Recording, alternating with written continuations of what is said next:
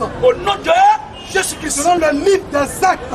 Selon les... Parce que William, qui est mon père de la foi, a pris ça pour référence. C'est quoi moi aussi, je prends ça en référence. Donc c'est bon, c'est bon. Selon le livre des actes. Mais je m'accroche et je crois fermement que William Branham, qui est le père fondateur, est celui par qui tu es passé dans ce temps de Laodicée. Mais malgré tout, il dit si Paul est sauvé, c'est que moi aussi je suis sauvé. Il a dit avec fierté, parce qu'il a prêché ce que Paul a prêché. Si le monsieur parle comme ça, ça veut dire qu'il met en cause le ministère de William Branham. C'est que lui, c'est un maudit. Le prophète de notre temps, c'est lui qui est l'ange envoyé par Dieu. Et c'est lui que nous regardons. C'est lui. Ange Gabriel n'a pas été envoyé à mon niveau. Jamais. Ange Gabriel n'a pas été envoyé au niveau de ce dernier. Mais l'homme qui m'a été envoyé, c'est William Branham. C'est lui qui est venu et c'est ce qu'il a prêché que nous croyons. C'est ça. C'est lui qui a dit ça premièrement quand il écoutait là. Donc ce n'est pas un nom étranger. Donc il le sait très bien. William Branham, c'est elle qui le rejette ici. Nous là, nous sommes les enfants de son message. Et nous le disons sans honte. C'est les gens qui vont, toutes les récitations qu'on vous récite ici là, il n'y a pas connaissance de quelqu'un d'état. N'applaudissez pas quelqu'un. Toutes les récitations qu'on vous récite ici là, il n'y a pas connaissance de quelqu'un d'état. N'applaudissez pas quelqu'un. C'est un message qui nous a été déjà prêché. Mais certaines personnes en public, quand on leur demande, ils font croire aux gens que c'est leur propre connaissance. Ils font croire aux gens que c'est leur propre connaissance. Ils font croire aux gens que c'est leur propre connaissance. Aujourd'hui, je suis content que l'affirmation soit venue ici de façon verbale et ouverte, que William Marion Branham est notre prophète à tous. Amen. Je suis content de ça. Mais tu peux lire William Branham. Si tu ne sais pas ce que c'est qu'un prophète et la mission d'un prophète sur la terre, tu es un homme mort. Tu le lis, mais tu es mort. Tu es un vrai cadavre. Je dis au temps de William Branham, comment le baptême se fait dans quel nom? Il veut nous distraire. Si lui reconnaît que la vie se trouve dans le message du prophète de l'âge, c'est que lui n'est pas sauvé. C'est ça. Vas-y. Ils vont venir me voir, moi, William. Ils vont venir me voir, moi, William. Ici au tabernacle. Ici au tabernacle. Pour que je les baptise. Pour que je les baptise. Au nom de Jésus-Christ. Au nom de Jésus-Christ. Donc si le prophète de mon temps a dit ça, et qu'un autre me dit que je suis tombé, je suis fier. Si c'est de cette manière on tombe, c'est que je suis bien tombé. Et je continuerai de tomber de cette manière toujours. Alléluia. C'est l'original. Pourquoi? Vous savez que? Vous savez que c'est l'original. Vous le mettez un idiot, bien c'est lui. Nous sommes en train de nous préparer à aider un peu Gédéon, le Tchétchoufourien. On va l'aider parce qu'il a dit des choses que son père, c'est son père qui lui a appris que Branham est un démon, c'est ça. C'est là, Branham est un démon, ça il a dit, c'est un faux prophète. Et nous qui croyons le message, nous sommes des faux. Donc par la grâce de Dieu, ça là, j'avais ça, chez moi là en haut là. Je crois que c'est Benjamin qui m'avait donné ça avec qui là. Je voulais jeter, mais quelque chose m'a dégardé. Il y avait un autre truc, le porteur de masse là, j'ai jeté. Mais j'ai retrouvé ça. Et son père dit de très bonnes choses là-dedans. On va le lire à Gédéon. Il le dit par exemple, dans cette... c'est pour vous dire que c'est Dieu qui mène le combat. C'est ça que tout est possible à celui qui croit. Là. Quand tu es croyant, Dieu t'amène ce que tu as pensé perdre là. Il garde ça pour que tu mènes le combat de victoire. Sur William Marion Branham, tu vois, Olivier vient. Vous allez entendre ce que Agodio lui-même dit sur William Marion Branham. C'est juste un peu, partir à la maison avec ça, que vous comprenez que on ne peut pas plaisanter avec le message. Voilà, vas-y. Dans la brochure du missionnaire Sauveur Agodio, appelée la purification du papier intérieur. Ouais. La partie, à la page 27, partie, tu lis là? La page 27, la partie où il a parlé de William Marion Branham, un nom, un mystère. Lui-même, il dit que le nom de William Branham est un nom mystérieux. Ce n'est pas n'importe quel nom. Au paragraphe 572, il dit quoi?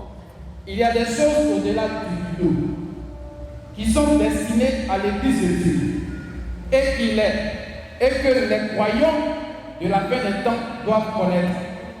Mais Pour y arriver, il faut nécessairement un oint de Dieu, capable de briser les sceaux pour apporter la révélation au peuple de Dieu. William Marion Branham. Dites Amen. William Marion Branham fut un aigle haut perché. Un aigle haut perché. Vas-y. Fut un aigle haut perché. Oui. Et qui présente toujours les prophètes de Dieu. Oui. Tu prends maintenant là. Vas-y, comme. Comme des ailes prêts au combat. Oui. La force morale que le caractère d'acier du ministère de William Branham. La force morale. C'est pourquoi nous on a une force morale. On ne peut pas nous briser. Et le caractère d'acier. Amen. Vas-y. Le caractère d'acier du ministère de William Branham transparaissait. Oui. Transparaissait dans le fait qu'il fut le seul messager. Il fut quoi? Le seul messager. À Dieu dit William Branham fut quoi? Le seul messager. D'accord. Son fils dit qu'il ne sait pas ce que c'est que le message. William Branham c'est un démon. C'est son fils qui dit ça. Hein? Et son fils dit qu'il est fidèle à son père. Gédéon est un imposteur. On va faire un documentaire sur lui bientôt. Nous on va démontrer son imposture. Pour dire que c'est un menteur, c'est un escroc, c'est un marmailleur. Vas-y. Qu'il fut le seul messager à s'engager ouvertement dans une guerre sans merci contre toutes les organisations religieuses de son époque. Donc cette guerre n'a pas commencé par quelqu'un que par William Branham. Et c'est nous les héritiers. Vas-y. Jamais, une seule fois de sa vie, l'homme n'a accepté de collaborer doctrinalement avec le bloc religieux de son temps. Pourquoi? Parce qu'il était convaincu que son message ne voulait était unique et universel. Ce prophète détenait un message de défi. C'est pour cela que toutes ses prédications dérangeaient ses contemporains religieux. Maintenant, je vais couper un peu parce que je ne vais pas tout vous lire. À la page 29, lui-même il explique la mathématique dans le nom de Branham. Mais ça, je vais vous montrer dans quelle brochure. Dieu lui-même explique à Branham le nombre de son nom à lui. Ça, c'est Dieu qui explique à William Branham. William 7, Branham 7, Marion 7. Est-ce que vous suivez bien? 7, 7 et 7. Amen. Et après, ça donne, comment on appelle, 3 fois 7, ça fait 21. 2 plus 1, ça fait 3. Est-ce que vous comprenez? Et il va prendre Abraham. Il va expliquer qu'Abraham fait 7. Il va dire pourquoi c'était 6 et puis il a fait ça 7. Après, il va expliquer ça. Dieu lui-même explique à son prophète. C'est ce que Agodio répète ici, à la page 29. Quand il finit de répéter, voilà ce qu'il dit. Voyez vous-même.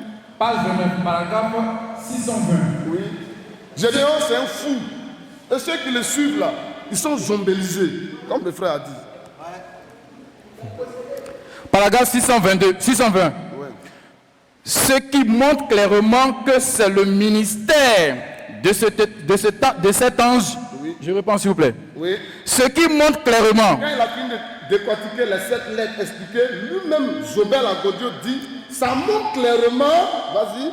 Ce qui montre clairement que c'est le ministère de cet ange qui, oui, par son message. Le ministère de cet ange, Branham. Il appelle Branham ange. Son fils s'appelle Branham démon. Vas-y.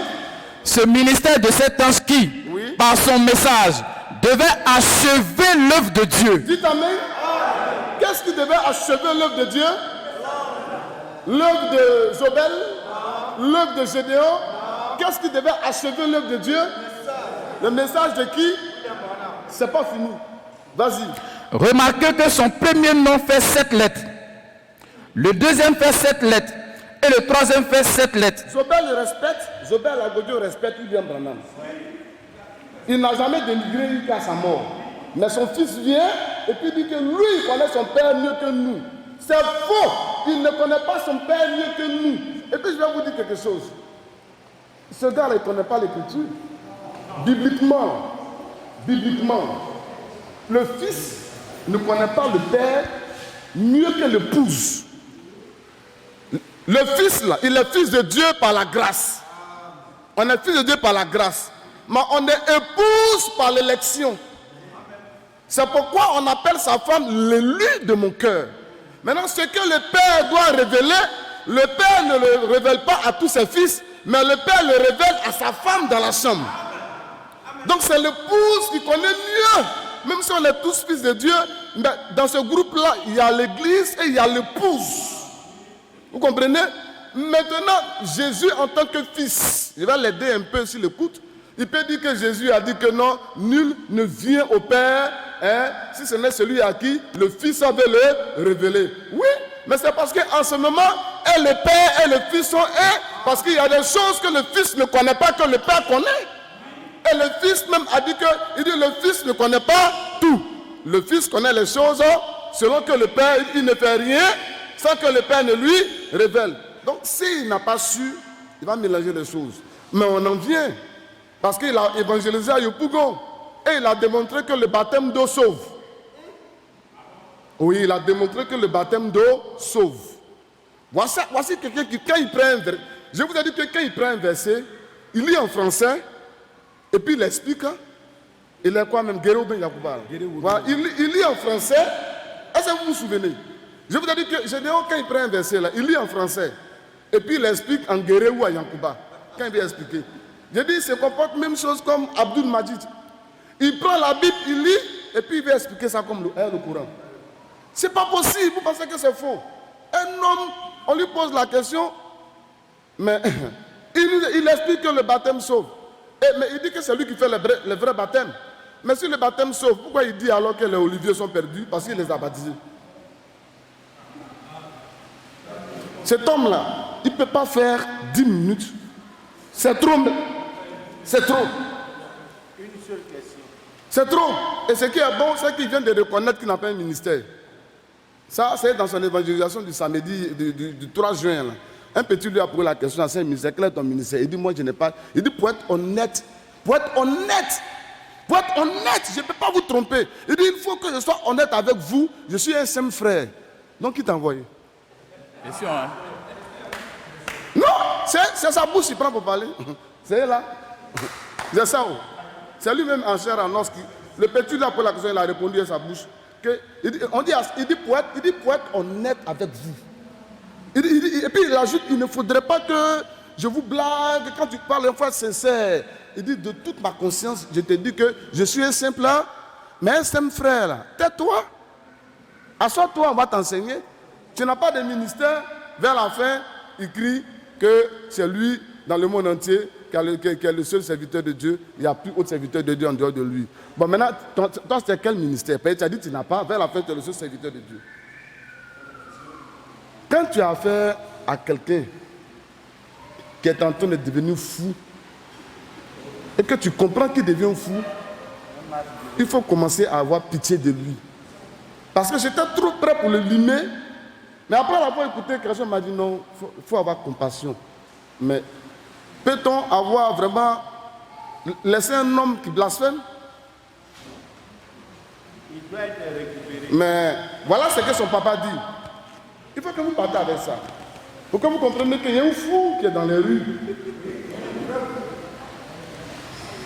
Et les gens le suivent. Et puis il a montré que non, que lui, les gens sont jaloux de lui parce qu'il est populaire. Mais est-ce que lui le plus populaire que Gbagbo? Non, les hommes m'ont fait de Jésus. Lui le plus populaire que Gbagbo. Bon, on suppose qu'on dit non, Gbagbo vient. Ils n'ont qu'à aller à Figayo. Lui, qu'il fasse évangélisation à 16h. Ils vont dire Gbagbo Laurent doit faire un discours à Figayo à côté à 16h. Même ses fidèles, même lui-même, il va laisser parler écouter Gbagbo un peu. Lui le plus populaire que Gbagbo. La popularité d'un homme n'est pas le salut. Est-ce que lui il est plus populaire que Gbagbo Laurent? Ses fidèles disent non, il est plus populaire. Donc c'est la popularité que tu cherchais. C'est la popularité que tu cherchais. Mais même en dehors de Gbagbo, il n'est pas plus populaire même que Makosso. Mais écoutons son père un peu. Hein, écoutez un peu, vous allez partir avec ça. Écoutez un peu le père de Gédéon. Continue. Ouais. Remarquez que son premier nom fait 7 lettres, le deuxième fait 7 lettres et le troisième fait 7 lettres. Ce qui nous donne au triple. Or, 7 fois 3 égale à 21. Et le 21 donne le chiffre 3. Car 2 plus 1 égale 3. Et 3 est le chiffre de la perfection divine. C'est pourquoi, sans le ministère de William Marion Branham, l'œuvre des 6 autres messagers ne pouvait jamais amener à la perfection l'église du Dieu vivant. Maintenant, Gédéon dit, bénis Dieu, que Dieu n'a jamais mis sa tête dans cette affaire de message. Vous savez écoutez, il dit, je bénis le Seigneur. Mais voilà ce que son papa dit. Le message de Branham. À la page 30. C'est tout de suite là. J'ai pris le livre comme ça, j'ai commencé à glaner rapidement. Je suis conduit, il tire. Maintenant, on va voir ce qu'il va dire quoi de ça là. Est-ce que là, il y a débat? C'est pourquoi il ne peut pas venir au débat. Parce qu'il nous connaît. Il nous connaît. Il n'a pas cœur. Ça là, on met ça sur le net. Gédéon sait qu'il n'a pas cœur.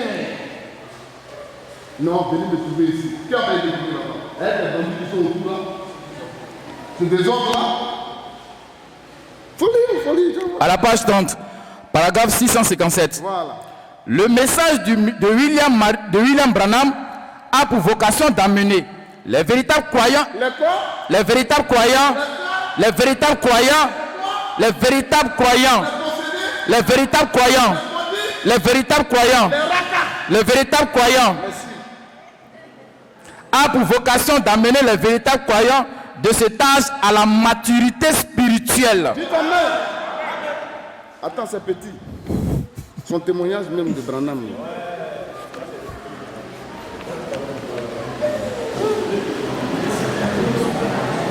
Gédéon, c'est un fou.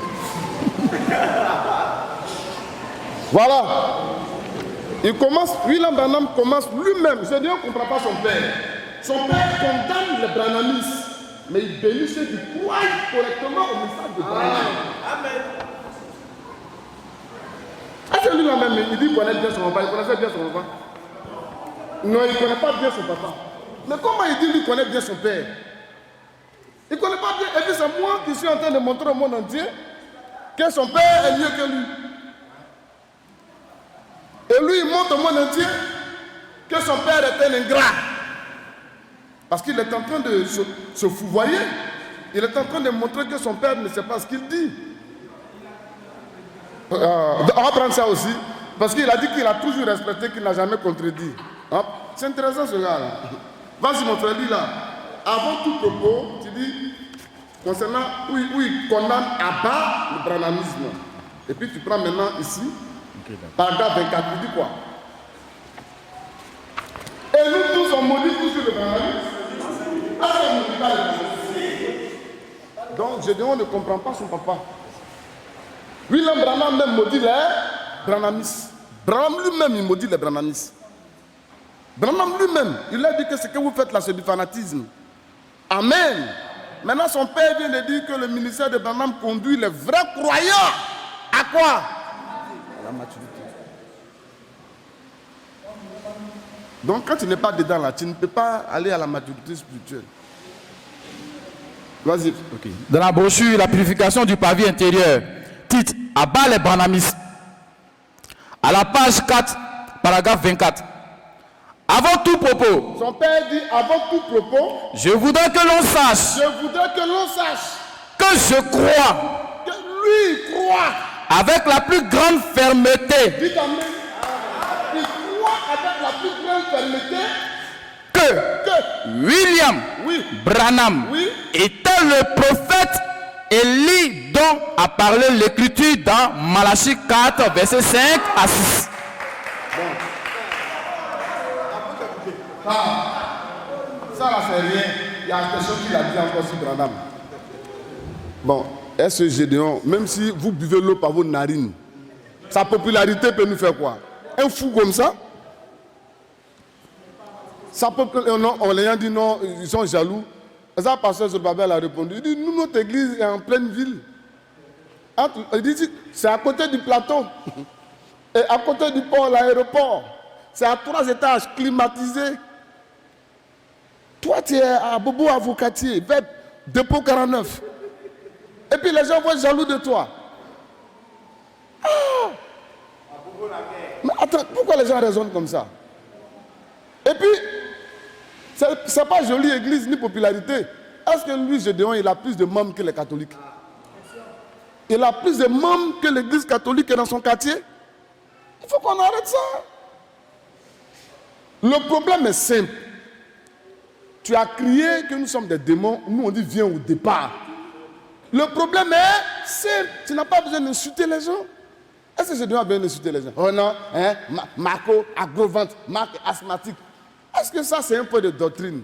Il a gros ventre, il est asthmatique. Bon, donc toi aussi, nous, on va dire, tu as petit ventre, tu n'es pas asthmatique. Ça, c'est quoi ça? Tout ça, là, c'est quoi ça, là? Tout ça, là, c'est quoi ça? Tu dis que tu es faux. On dit tu es contredit. Non, montre-moi où Paul est messager prophète.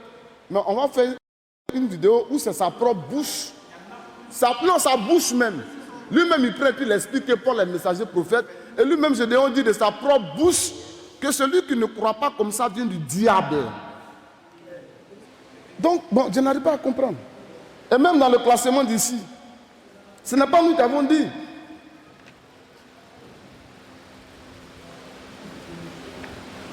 Il y a un classement qu'Agodio a fait ici de ses prédicateurs. Le classement de ces prédicateurs. J.D. Robertson est au-dessus de Gédéon. Non, viens, voyez ça ici. C'est Agodio lui-même qui fait. Maintenant, comment est-ce que ton pasteur peut devenir ton fils dans la foi? Ah! Et puis ils sont dedans. Ça, c'est de la bouillabaisse. Nos contacts. Il met numéro 1 à Abidjan.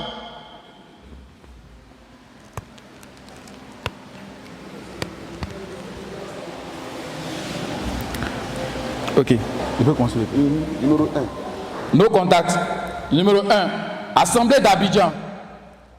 L'ancien Tia Stanislas Diak. 04 03 52 53. Et lui, il a un 58 aussi, 94 06 84.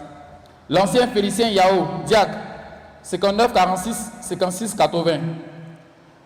Il met, je veux bien, il met là Diak, parce que c'est lui-même qui est le pasteur ici. Mais il met les anciens parce que les Diak travaillent avec le pasteur. Donc Godio lui-même le pasteur ici. Il commence par lui-même et les Diak. Second, regardez qui il met. C'est son livre, hein? C'est pas nous. En seconde personne, entre Daloa et puis Jacquesville, qu'est-ce qui est loin d'Abidjan? Mais il va mettre Daloa avant Jacquesville. Il faut lire, voyez ça ici. Numéro 2. Ouais. Le révérend J.J. Robertson. Il a mis Diak. Assemblée de Daloa. 48 99 85 07. Numéro 3. Ouais. Le révérend Gédéon de la Tchédjouva. Assemblée de Jacquesville. 49 89 96 51. Et numéro 4, numéro 5, 4. numéro 6, ça suit. Mais je vais vous faire remarquer que ce J.J. Robertson, aujourd'hui, il est le fidèle de Gédéon. Mais ça, c'est quelle assemblée, ça? C'est quelle œuvre, ça? C'est quelle œuvre de Dieu, ça? C'est ceux-là qui veulent parler avec nous. Des gens mal constitués comme ça. Des gens très mal constitués. Gédéon, on te redit encore, on veut débattre avec toi. C'est toi qui parles de Fafa, mais tu fuis Fafa. Il fuit. C'est un fuyard. Donc c'est juste pour vous dire que bientôt, cet homme-là, est-ce que ça vaut la peine même de s'occuper de lui-même, ce type-là? Je refais ça, mais il n'est pas. C'est un fou.